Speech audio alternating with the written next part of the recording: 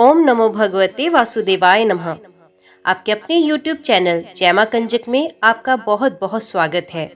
श्रीमद् भागवत पुराण की कथाओं को आगे बढ़ाते हुए आज की कथा का आरंभ हम भगवान की अन्य लीला चरित्रों का वर्णन अध्याय से करेंगे। उम्मीद करती हूँ कथा का पूरा फल लेने के लिए आप कथा को शुरू से लेकर अंत तक जरूर श्रवण करेंगे। ओम नमो भगवते वासुदेवाय नमः। उद्धव जी कहते हैं, इसके बाद श्री कृष्ण अपने माता पिता देवकी वसुदेव को सुख पहुंचाने की इच्छा से बलदेव जी के साथ मथुरा पधारे और उन्होंने शत्रु समुदाय के स्वामी कंस को ऊंचे सिंहासन से नीचे पटक कर तथा उसके प्राण लेकर उसकी लाश को बड़े जोर से पृथ्वी पर घसीटा।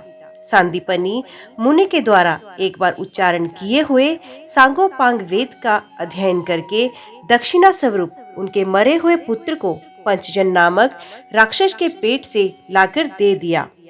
भीष्म नंदिनी रुक्मणी के सौंदर्य से अथवा रुक्मी के बुलाने से जो शिशुपाल और उसके सहायक वहां आए हुए थे, उनके सर पर पैर रखकर गंधर्व विधि के द्वारा विवाह करने के लिए अपनी नित्य संगिनी रुक्मिणी को वे वैसे ही हरण कर लाए जैसे गरुड़ अमृत कलश को ले आए थे। स्वयंवर में 7 बिना नथे हुए बैलों को नाथ कर सत्या से विवाह किया। इस प्रकार मान भंग हो जाने पर मूर्ख राजाओं ने शस्त्र उठाकर राजकुमारी को छीनना चाहा। तब भगवान श्री कृष्ण ने स्वयं बिना घायल हुए अपने शस्त्रों से उन्हें मार डाला। भगवान विषय पुरुषों की सी लीला करते हुए अपनी प्राण प्रिय सत्यभामा को प्रसन्न करने की इच्छा से उनके लिए स्वर्ग से कल्प वृक्ष उखाड़ लाए। उस समय इंद्र ने क्रोध से अंधे होकर अपने सैनिकों सहित उन पर आक्रमण कर दिया, क्योंकि वे निश्चय ही अपनी स्त्रियों का क्रीड़ामृग बना हुआ है। अपने विशाल डील डोल से आकाश को भी ढक देने वाले अपने पुत्र भौमासुर को भगवान के हाथ से मरा हुआ देखकर पृथ्वी ने जब उनसे प्रार्थना की, तब उन्होंने भौमासुर के पुत्र भगदत्त को उसको बचा हुआ राज्य देकर उसके अंतपुर में प्रवेश किया। वहां भौमासुर द्वारा हर कर लाई हुई बहुत सी राजकन्याएं थी। वे दीन बंधु श्री कृष्ण चंद्र को देखते ही खड़ी हो गई और सबसे महान हर्ष लज्जा एवं प्रेम पूर्ण चितवन से तत्काल ही भगवान को पति रूप में वर्ण कर लिया। तब भगवान ने अपनी निज शक्ति योग माया से उन ललनाओं के अनुरूप ही उतने ही रूप धारण कर उन सबका अलग अलग महलों में एक ही मुहूर्त में विधिवत पाणी ग्रहण किया। अपनी लीला का विस्तार करने के लिए उन्होंने उनमें से प्रत्येक के गर्भ से सभी गुणों में अपने ही समान 10-10 पुत्र उत्पन्न किए।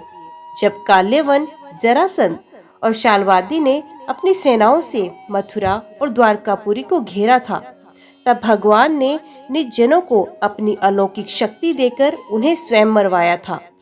शंबरद्वित, बाणासुर, मुरबल्लव तथा दंतवक्त्र आदि अन्य योद्धाओं में से भी किसी को उन्होंने स्वयं मारा था तो किसी को दूसरों से मरवाया। इसके बाद उन्होंने अपने भाई धृतराष्ट्र और पांडु के पुत्रों का पक्ष लेकर आए हुए राजाओं का भी संहार किया, जिनके सेना सहित कुरुक्षेत्र में पहुंचने पर पृथ्वी डगमगाने लगी थी।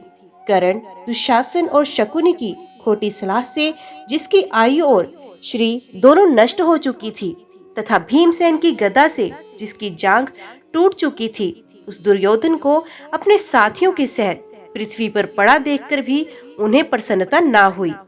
वे सोचने लगी, यदि द्रोण, भीष्म, अर्जुन और भीमसेन के द्वारा इस 18 अक्षौहिणी सेना का विपुल संहार हो भी गया तो इससे पृथ्वी का कितना भार हल्का होगा। अभी तो मेरे अंश रूप प्रद्युम्न आदि के बल से बड़े हुए यादवों का दुस्सह दल बना ही हुआ है। जब ये मधुपान से मतवाले हो लाल लाल आंखें करके आपस में लड़ने लगेंगे, तब उससे ही इनका नाश होगा। इसके सिवा और कोई उपाय नहीं है।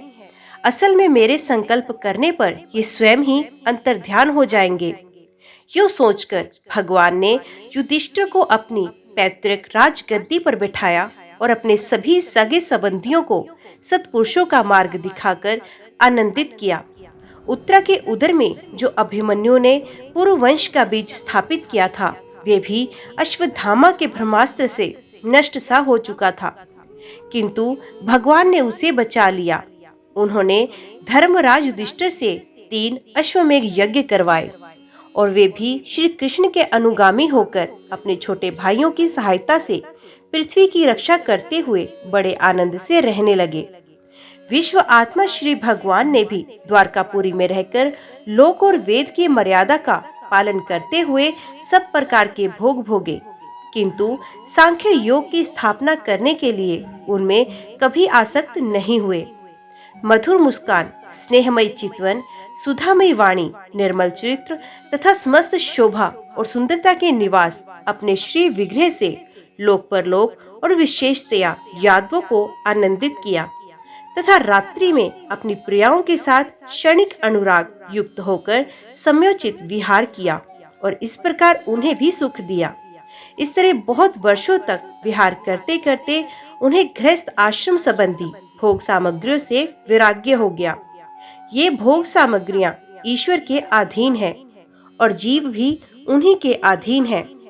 जब योगेश्वर भगवान श्री कृष्ण को ही उनसे वैराग हो गया तथा भक्ति योग के द्वारा उनका अनुगमन करने वाले भक्त तो उन पर विश्वास कैसे ही करेगा। एक बार द्वारकापुरी में खेलते हुए यदुवंशी और भोजवंशी बालकों ने खेल खेल में कुछ मुनीश्वरों को चिढ़ा दिया। तब यादव कुल का नाश ही भगवान को अभीष्ट है, ये समझकर उन ऋषियों ने बालकों को शाप दे दिया। इसके बाद कुछ महीने बाद भाविवश वृष्णि, भोज और अंधक वंशी यादव बड़े हर्ष से रथों पर चढ़कर प्रभास क्षेत्र को गए। वहां स्नान करके उन्होंने उस तीर्थ के जल से पितृ, देवता और ऋषियों का तर्पण किया तथा ब्राह्मणों को श्रेष्ठ गौएं दी। उन्होंने सोना चांदी, शैया वस्त्र, मृग चर्म, कंबल, पालकी, रथ, हाथी, कन्याएं और ऐसी भूमि जिससे जीविका चल सके तथा नाना प्रकार के सरस अन्न भी भगवत दर्पण करके ब्राह्मणों को दिए। इसके पश्चात गौ और ब्राह्मणों के लिए ही प्राण धारण करने वाले उन वीरों ने पृथ्वी पर सर टेक कर उन्हें प्रणाम किया। उद्धव जी ने कहा, फिर ब्राह्मणों की आज्ञा पाकर यादवों ने भोजन किया और वारुणी मदिरा पी। उससे उनका ज्ञान नष्ट हो गया और वे दुर्वचनों से एक दूसरे के हृदय को चोट पहुंचाने लगे। मदिरा के नशे से उनकी बुद्धि बिगड़ गई और जैसे आपस की रगड़ से बांसों में आग लग जाती है, उसी प्रकार सूर्यास्त होते होते उनमें मार काट होने लगी। भगवान अपनी माया की उस विचित्र गति को देखकर सरस्वती के जल से आचमन करके एक वृक्ष के नीचे बैठ गए। इससे पहले ही शरणागतों का दुख दूर करने वाले भगवान श्री कृष्ण ने अपने कुल का संहार करने की इच्छा होने पर मुझसे कह दिया था कि तुम बद्री का आश्रम चले जाओ। विदुर जी, इसे यद्यपि मैं उनका आशय समझ गया था, तो भी स्वामी के चरणों का वियोग ना हो सह सकने के कारण मैं उनके पीछे पीछे प्रभास क्षेत्र में पहुंच गया। वहां मैंने देखा कि जो सबके आश्रय हैं, किंतु जिनका कोई और आश्रय नहीं है, वे प्रियतम प्रभि शोभाधाम श्याम सुंदर सरस्वती के तट पर अकेले ही बैठे हैं। दिव्य विशुद्ध सत्व में अत्यंत सुंदर श्याम शरीर है, शांति से भरी रत्नारी आंखें हैं, उनकी 4 भुजाएं और रेशमी पीतांबर देखकर मैंने उनको दूर से ही पहचान लिया। वे एक पीपल के छोटे से वृक्ष का सहारा लिए बाईं जांघ पर दाया चरण कमल रखकर बैठे थे। भोजन पान का त्याग कर देने पर भी वे आनंद से प्रफुल्लित हो रहे थे। इसी समय व्यास जी के प्रिय मित्र परम भागवत सिद्ध मैत्रेय जी लोकों में स्वच्छंद विचरते हुए वहां पहुंचे। मैत्रेय मुनि भगवान के अनुरागी भक्त हैं। आनंद और भक्ति भाव से उनकी गर्दन झुक रही थी। उनके सामने श्री हरि ने प्रेम एवं मुस्कान युक्त चितवन से मुझे आनंदित करते हुए कहा, मैं तुम्हारी आंतरिक अभिलाषा जानता हूँ, इसलिए मैं तुम्हें वे साधन देता हूँ जो दूसरों के लिए अत्यंत दुर्लभ है। उद्धव, तुम पूर्व जन्म में वसु थे।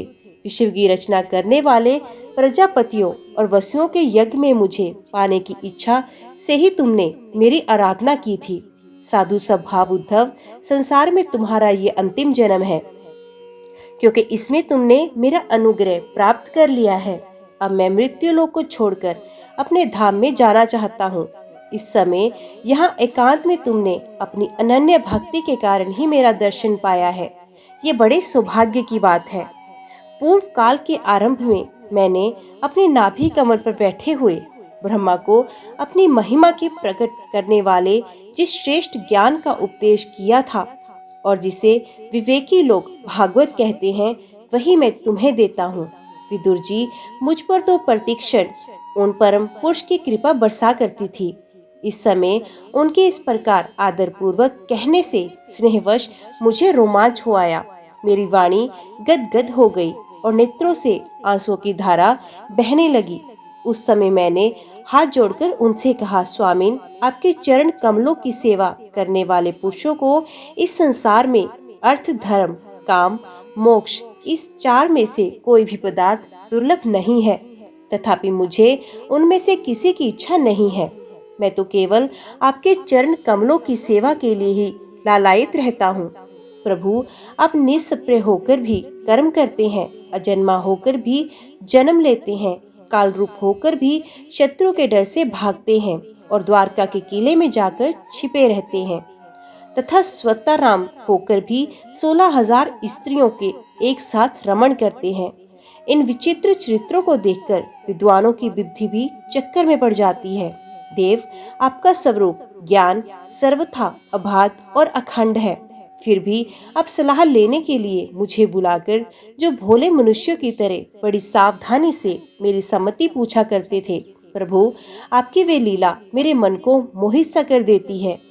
स्वामिन, अपने स्वरूप का मूल गूढ़ रहस्य प्रकट करने वाला जो श्रेष्ठ एवं समग्र ज्ञान आपने ब्रह्मा जी को बतलाया था, वे यदि मेरे समझने योग्य हो तो मुझे भी सुनाइए, जिससे मैं भी संसार दुख को सुगमता से पार कर जाऊं। जब मैंने इस प्रकार अपने हृदय का भाव निवेदित किया, तब परम पुरुष कमल नयन भगवान श्री कृष्ण ने मुझे अपने स्वरूप की परम स्थिति का उपदेश दिया। इस प्रकार पूज्यपाद श्री कृष्ण से आत्म तत्व की उपलब्धि का साधन सुनकर तथा उन प्रभु के चरणों की वंदना और परिक्रमा करके मैं यहाँ आया हूँ।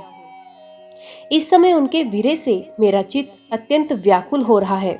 विदुर जी, पहले तो उनके दर्शन पाकर मुझे आनंद हुआ था, किंतु अब तो मेरे हृदय को उनकी विरह व्यथा अत्यंत पीड़ित कर रही है। अब मैं उनके प्रिय क्षेत्र बद्रिकाश्रम को जा रहा हूँ, जहाँ भगवान श्री नारायण देव और नर ये दोनों ऋषि लोगों पर अनुग्रह करने के लिए दीर्घकालीन सौम्य और दूसरों को सुख पहुँचाने वाली एवं कठिन तपस्या कर रहे हैं। श्री शुकदेव जी कहते हैं, इस प्रकार उद्धव जी के मुख से अपने प्रिय बंधुओं के विनाश का असह्य समाचार सुनकर परम ज्ञानी विदुर जी को शोक उत्पन्न हुआ। उसे उन्होंने ज्ञान द्वारा शांत कर दिया। जब भगवान श्री कृष्ण के परिकरों में प्रधान महाभागवत उद्धव जी बद्रिकाश्रम की ओर जाने लगे, तब कुरुश्रेष्ठ विदुर जी ने श्रद्धापूर्वक उनसे पूछा। विदुर जी ने कहा, उद्धव जी, योगेश्वर भगवान श्री कृष्ण ने अपने स्वरूप के गूढ़ रहस्य को प्रकट करने वाला जो परम ज्ञान आपसे कहा था, वे आप हमें भी सुनाइए, क्योंकि भगवान के सेवक तो अपने सेवकों का कार्य सिद्ध करने के लिए ही विचरा करते हैं। उद्धव जी ने कहा, उस तत्व ज्ञान के लिए आपको मुनिवर मैत्रेय जी की सेवा करनी चाहिए। इस मृत्यु लोक को छोड़ते समय मेरे सामने स्वयं भगवान ने ही आपको उपदेश करने के लिए उन्हें आज्ञा दी थी। श्री शुकदेव जी कहते हैं, इस प्रकार विदुर जी के साथ विश्वमूर्ति भगवान श्री कृष्ण के गुणों की चर्चा होने से उस कथा अमृत के द्वारा उद्धव जी का वियोग जनित महान ताप शांत हो गया। यमुना जी के तीर पर उनकी वह रात्रि एक क्षण के समान बीत गई। फिर प्रातःकाल होते ही वे वहां से चले गए। राजा परीक्षित ने पूछा, भगवान, वृष्ण कुल और भोज वंश के सभी रथी और युद्धपतियों के भी युद्धपति नष्ट हो गए थे। यहाँ तक कि त्रिलोकीनाथ श्री हरि को भी अपना वे रूप छोड़ना पड़ा था। फिर उन सबके मुखिया उद्धव जी ही कैसे बचे रहे? श्री शुकदेव जी ने कहा, जिनकी इच्छा कभी व्यर्थ नहीं होती, उन श्री हरि ने ब्राह्मणों के शाप रूप काल के बहाने अपने कुल का संहार कर अपने श्री विग्रह को त्यागते समय विचार किया, अब इस लोक से मेरे चले जाने पर स्वयं ही शिरोमणि उद्धव ही मेरे ज्ञान को ग्रहण करने के सच्चे अधिकारी हैं। उद्धव मुझसे अणुमात्र भी कम नहीं, क्योंकि वे आत्मजेयी है, विषयों से कभी विचलित नहीं हुए, अत लोगों को मेरे ज्ञान की शिक्षा देते हुए वे यहीं रहे। वेदों के मूल कारण जगत गुरु श्री कृष्ण के इस प्रकार आज्ञा देने पर उद्धव जी बद्रिकाश्रम में जाकर समाधि योग द्वारा श्री हरि की आराधना करने लगे। कुरुश्रेष्ठ परीक्षित परमात्मा श्री कृष्ण ने लीला से ही अपना श्री विग्रह प्रकट किया था और लीला से ही उसे अंतर्ध्यान भी कर दिया। उनका वे अंतर्ध्यान होना भी धीर पुरुषों का उत्साह बढ़ाने वाला तथा दूसरे पशु तुल्य अधीर पुरुषों के लिए अत्यंत दुष्कर था। परम भागवत उद्धव जी के मुख से उनके प्रशंसनीय कर्म और इस प्रकार अंतर्ध्यान होने का समाचार पाकर तथा ये जानकर कि भगवान ने परम धाम जाते समय मुझे भी स्मरण किया था, विदुर जी उद्धव जी के चले जाने पर प्रेम से विहल होकर रोने लगे।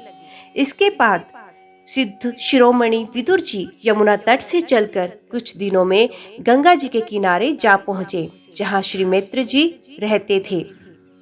श्री सुखदेव जी कहते हैं, परम ज्ञानी मैत्रेय मुनि हरिद्वार क्षेत्र में विराजमान थे। भगवत भक्ति से शुद्ध हुए हृदय वाले विदुर जी उनके पास जा पहुँचे और उनके साधु स्वभाव से आप्यायित होकर उन्होंने पूछा, भगवान, संसार में सब लोग सुख के लिए कर्म करते हैं, परंतु उनसे ना तो उन्हें सुख ही मिलता है, ना उनका दुख ही दूर होता है, बल्कि उससे भी उनके दुख की वृद्धि होती है। अतः इस विषय में क्या करना उचित है, ये आप मुझे कृपा करके बतलाइए। जो लोग दुर्भाग्यवश भगवान श्री कृष्ण से विमुख, अधर्मपरायण और अत्यंत दुखी हैं, उन पर कृपा करने के लिए ही आप जैसे भाग्यशाली भगवत भक्त संसार में विचरा करते हैं। साधु शिरोमणि, आप मुझे उस शांतिप्रद साधन का उपदेश दीजिए जिसके अनुसार आराधना करने से भगवान अपने भक्तों के भक्ति रूप हृदय में आकर विराजमान हो जाते हैं और अपने स्वरूप को अपरोक्ष अनुभव कराने वाला सनातन ज्ञान प्रदान करते हैं।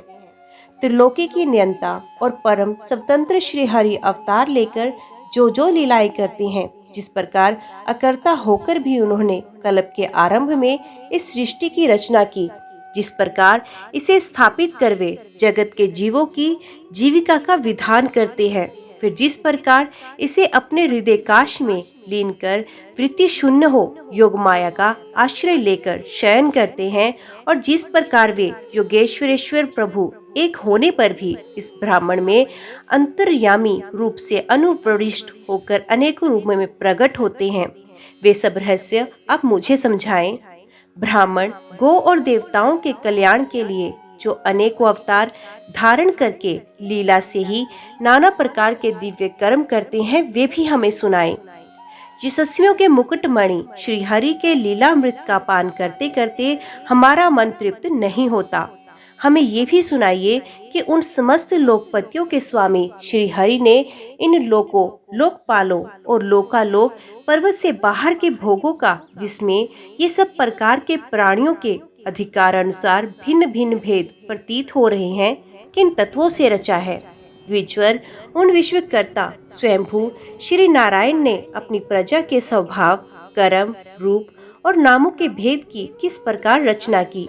भगवान, मैंने श्री व्यास जी के मुख से ऊंच नीच वर्णों के धर्म तो कई बार सुने, किंतु अब श्री कृष्ण कथा अमृत के प्रवाह को छोड़कर अन्य स्वल्प सुखदायक धर्मों से मेरा चित्त ऊब गया है। उन तीर्थ पास श्री हरि के गुणानुवाद से तृप्त हो भी कौन सकता है। उनका तो नारादी महात्मा गण भी आप जैसे साधुओं के समाज में कीर्तन करते हैं, तथा जब ये मनुष्यों के कर्णरंध्रों में प्रवेश करते हैं, तब उनकी संसार चक्र में डालने वाली घर गृहस्थी की आसक्ति को काट डालते हैं। भगवान, आपके सखा मुनिवर कृष्ण द्वैपायन ने भी भगवान के गुणों का वर्णन करने की इच्छा से ही महाभारत रचा है। उसमें भी विशेष सुखों का उल्लेख करते हुए मनुष्यों की बुद्धि को भगवान की कथाओं की ओर लगाने का ही प्रयत्न किया गया है। ये भागवत कथा की रुचि श्रद्धालु पुरुष के हृदय में जब बढ़ने लगती है तब अन्य विषयों से उसे विरक्त कर देती है।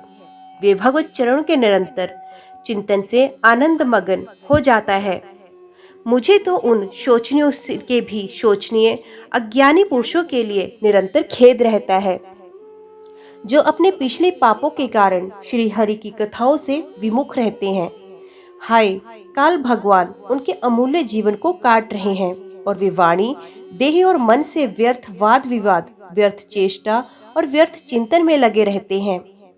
मित्र जी, आप दीनों पर कृपा करने वाले हैं। अतभोर जैसे फूलों में से रस निकाल लेता है, उसी प्रकार इन लौकिक कथाओं में से इनकी सारभूता परम कल्याणकारी पवित्र कीर्ति श्री हरि की कथाएं छांटकर हमारे कल्याण के लिए हमें सुनाएं। उन सर्वेश्वर ने संसार की उत्पत्ति, स्थिति और संहार करने के लिए अपनी माया शक्ति को स्वीकार कर रामकृष्ण आदि अवतारों के द्वारा जो अनेकों अलौकिक लीलाएं की, वे सब हमें सुनाएं। श्री सुखदेव जी कहते हैं, जब विदुर जी ने जीवों के कल्याण के लिए इस प्रकार प्रश्न किया, तब तो मुनि श्रेष्ठ भगवान मैत्रेय जी ने उनकी बहुत बड़ाई करते हुए यूं कहा। श्री मैत्रेय जी बोले, साधु स्वभाव विदुर जी, आपने सब जीवों पर अत्यंत अनुग्रह करके ये बड़ी अच्छी बात पूछी है। आपका चित्त तो सर्वदा श्री भगवान में ही लगा रहता है, तथापि इससे संसार में भी आपका बहुत सुयश फैलेगा। श्री व्यास जी के औरस पुत्र हैं, इसलिए आपके लिए ये कोई बड़ी बात नहीं कि आप अनन्य भाव से सर्वेश्वर श्री हरि के ही आश्रित हो गए हैं। आप प्रजा को दंड देने वाले भगवान यम ही हैं। मांडव ऋषि का शाप होने के कारण ही आपने श्री व्यास जी के वीर्य से उनके भाई विचित्र वीर्य की भोग पत्नी दासी के गर्भ से जन्म लिया। आप सर्वदा ही श्री भगवान और उनके भक्तों को अत्यंत प्रिय हैं। इसलिए भगवान निज धाम पधारते समय मुझे आपको ज्ञानोपदेश करने की आज्ञा दे गए। इसलिए अब मैं जगत की उत्पत्ति, स्थिति और लय के लिए योग माया के द्वारा विस्तारित हुई भगवान की विभिन्न लीलाओं का क्रमश वर्णन करता हूँ। सृष्टि रचना के पूर्व समस्त आत्माओं के आत्मा एक पूर्ण परमात्मा ही थे। न दृष्टा था न दृश्य। सृष्टि काल में अनेक वृत्तियों के भेद से जो अनेकता दिखाई पड़ती है, वे भी यही थे, क्योंकि इनकी इच्छा अकेले रहने की थी। वे दृष्टा होकर देखने लगे, परंतु उन्हें दृश्य दिखाई नहीं पड़ा, क्योंकि उस समय वे ही अद्वितीय रूप से प्रकाशित हो रहे थे। ऐसी अवस्था में वे अपने को अस्त के समान समझने लगे। वस्तुतः वे अस्त नहीं थे, क्योंकि उनकी शक्तियां ही सोई थी। उनके ज्ञान का लोप नहीं हुआ था। इस दृष्टा और दृश्य का अनुसंधान करने वाली शक्ति ही कार्य कारण रूप माया है।